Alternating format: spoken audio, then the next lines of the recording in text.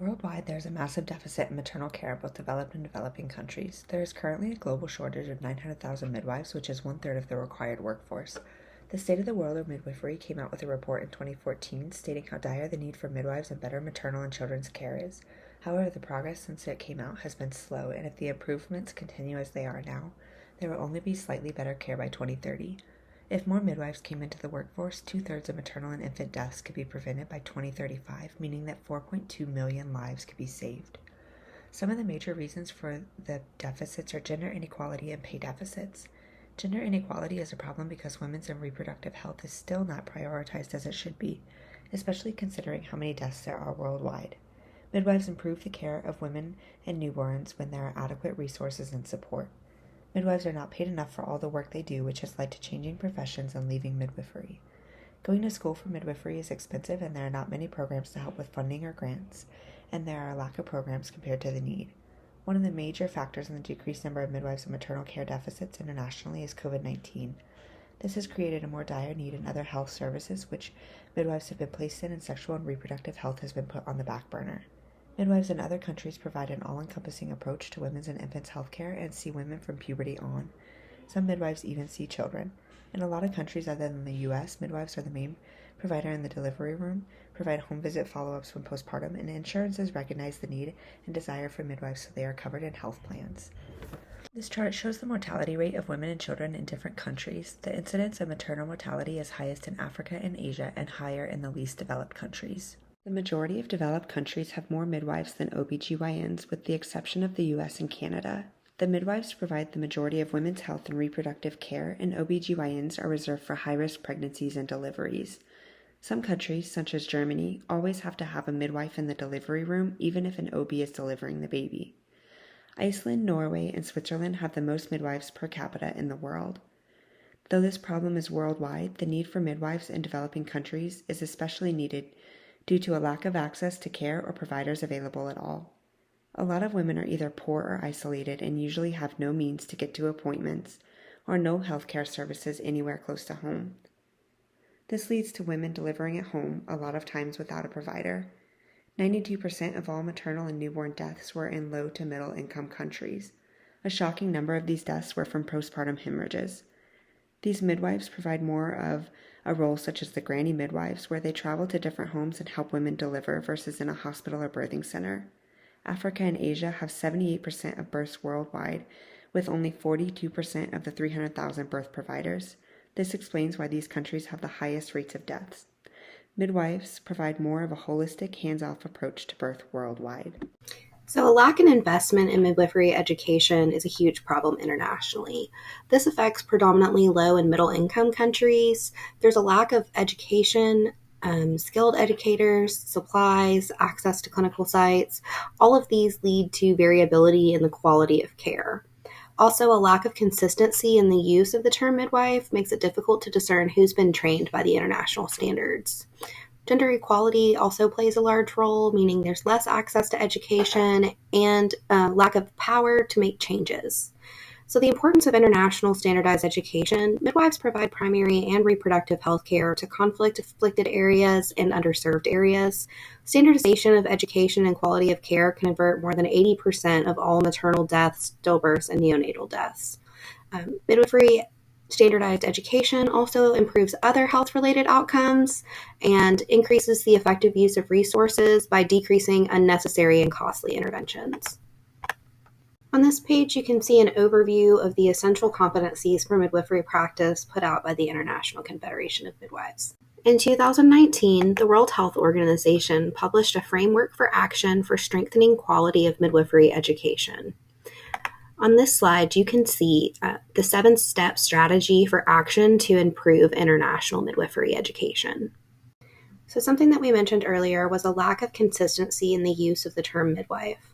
ICM defines midwife as a person who has successfully completed a midwifery education program that is duly recognized in the country where it is located and is based on the ICM essential competencies for basic midwifery practice and the framework of the ICM Global Standards for Midwifery Education, who has acquired the requisite qualifications to be registered and or legally licensed to practice midwifery and use the title midwife, and who demonstrates competency in the practice of midwifery. So some of the main goals for regulation is to set up and define the scope of practice for midwives, standardization of education, registration, relicensing, and continued competence, um, taking care of any complaints or disciplinary matters, and writing a code of conducts and ethics. The International Confederation of Midwives Global Standards for Midwifery Regulation was developed in 2011 and updated in 2019. This provides a framework to strengthen the midwifery profession and raise standards of midwifery practice. This is most urgently needed in countries that do not already have regulatory practices. These standards can provide a guide for developing midwifery regulation in these countries by collaborating with governments, regulators, and policymakers, also setting up a time frame for the implementation. In more developed countries, this is used as more of a guide for regulation and future goals to be set by those organizations. The scope of practice for midwives around the world is pretty much the same. They care for and support women and families through pregnancy, labor, and birth. They utilize preventative measures to avoid complications. They promote normal birth. They educate and counsel regarding health in the antenatal period, as well as preparation for parenthood, sexual reproductive counseling, and care of the newborn infant. Settings of practice vary for midwives around the world, but these settings include the home, clinics, hospitals, birth centers, doctors' offices, and private practices. And then it's really important for midwives that they incorporate evidence-based research into their practice, and does follow the midwifery model of care to do so. There are some challenges that they face with implementing new research, and that is collegial support, administrative barriers, or just insufficient time.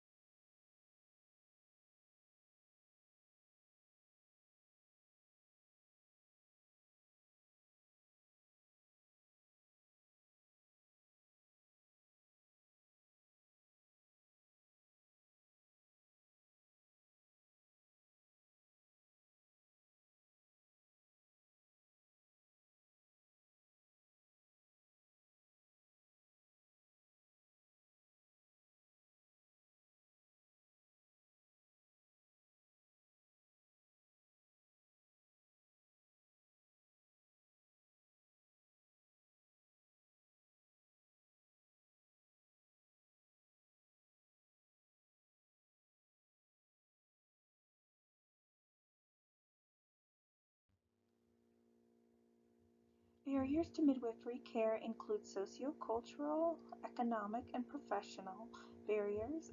In the sociocultural category, we have that childbirth is often viewed as dirty, um, or it takes low skill for birth workers and is women's work. Culturally, women talking about sexual health in front of men is either discouraged or uh, completely forbidden. Cultural practices surrounding childbirth um, sometimes overshadow following evidence-based practice. For an example, would be like skin to skin. They would hold off on providing skin to skin because of cultural practices saying that the infant was dirty and needed to be washed prior to the mother holding her. And then there's fear of sexual assault or lack of safety for midwives in certain countries. The economic barrier is mainly due to wages or insufficient wages. Sometimes when midwives require payment up front prior to providing all their services, there is a distrust of midwives. And then this can lead to low motivation, loss of satisfaction in the job, and low self-esteem.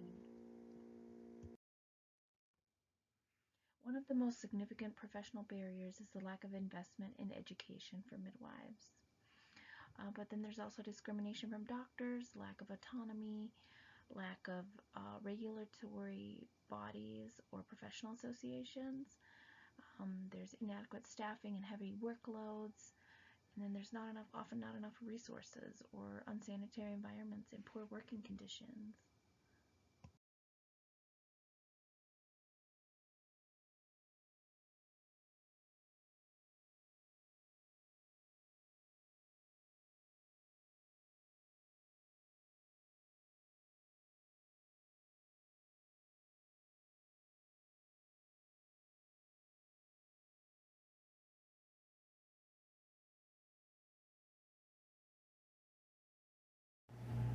So advocacy, what can we do? Well, there are lots of different organizations that are around the world. As midwives in the U.S., we can be donating toward the United Nations Population Fund, visiting their websites, staying informed, sharing what we know, increasing awareness and political support. I thought this was a cool idea, twinning, which is partnering your local midwifery association with a midwifery association in another country to share ideas and to advocate for each other. There's also the White Ribbon Alliance, which is a group of multinational NGOs, and they are fighting for women's rights and healthcare access. Their motto is Ask, Listen, Act.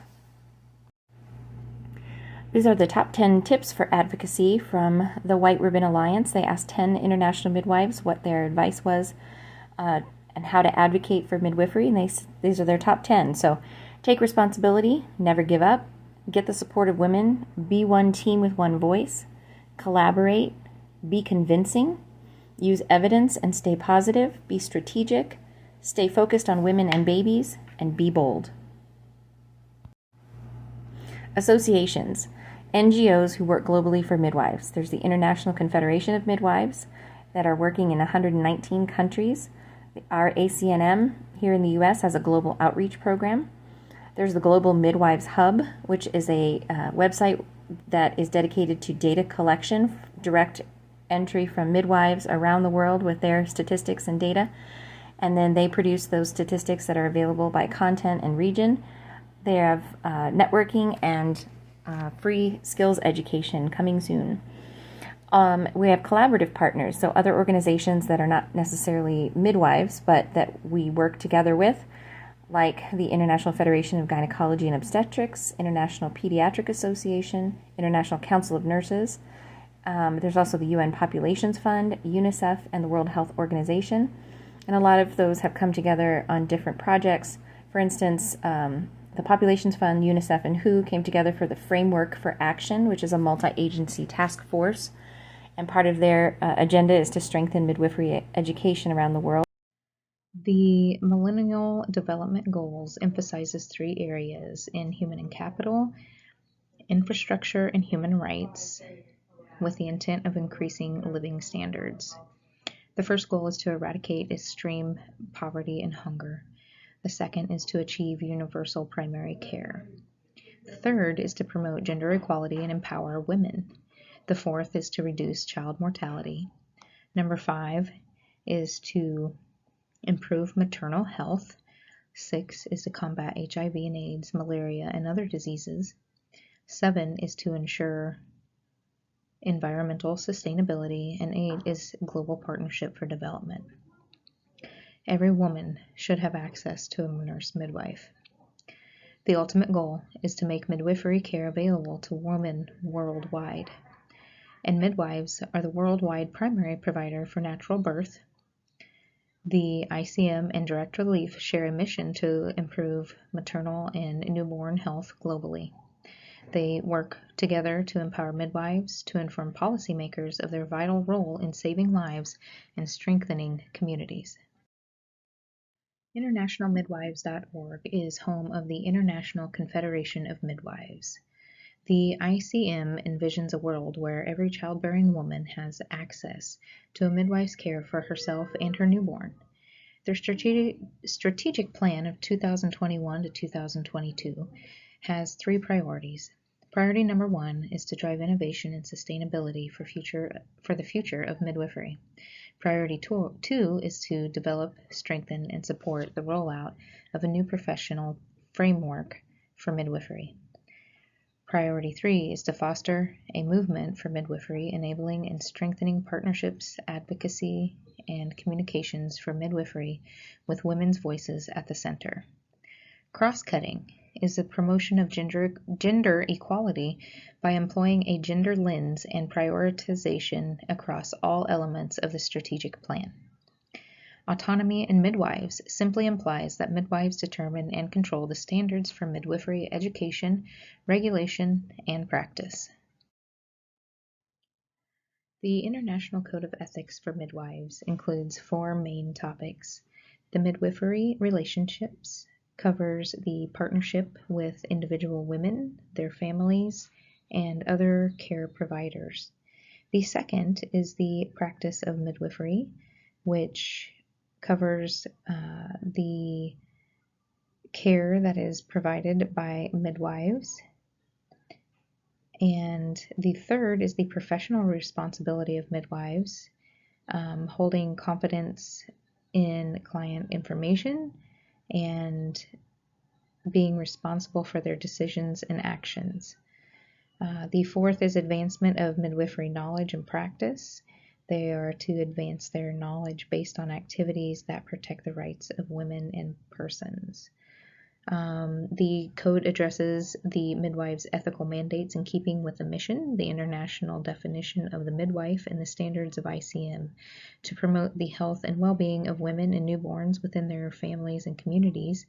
And the ICM sets forth the following code to guide the education, practice, and research of the midwife.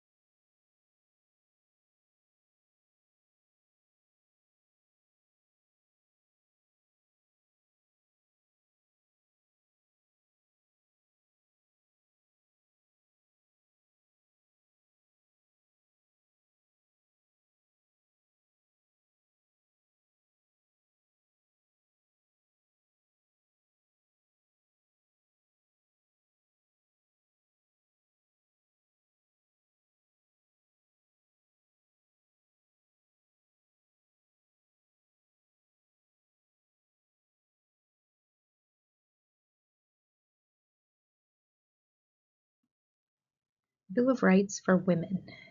Every woman has the right to receive care in childbirth from an autonomous and competent midwife.